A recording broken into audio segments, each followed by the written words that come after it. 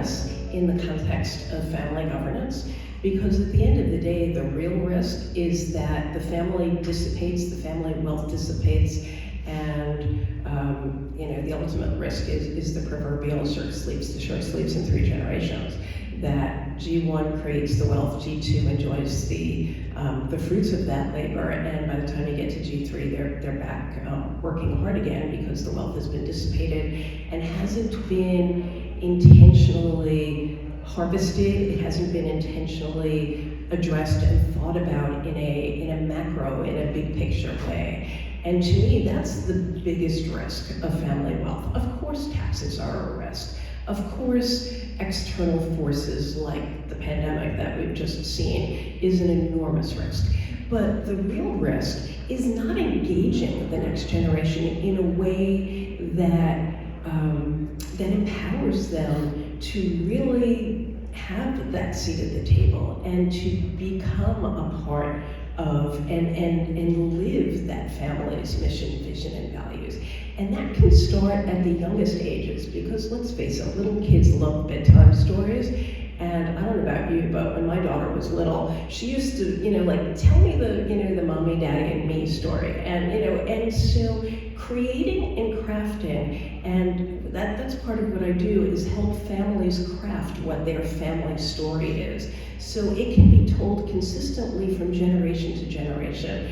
And so at the senior levels of the generation, having the opportunity to craft that family story so that it can be told in a consistent way to even little kids, as well as incoming members of the family through marriage.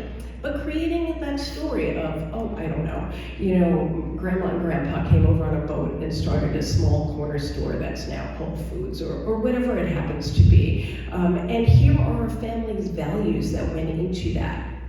It becomes part of the family lore. It becomes part of who we are and what we stand for as a family.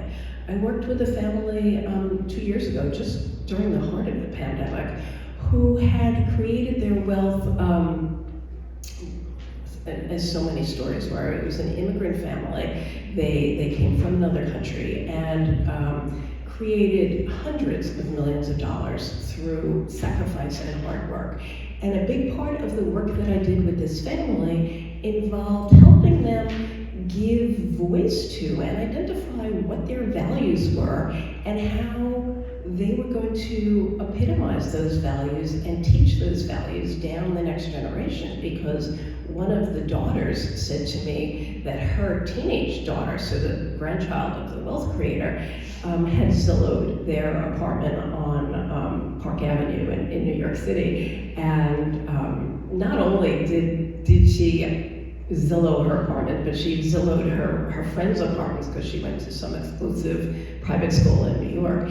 And so not only did she know that her family was wealthy, but perhaps comparatively less wealthy than some of her playmates. And so the daughter said to me, how do we address that in our parenting?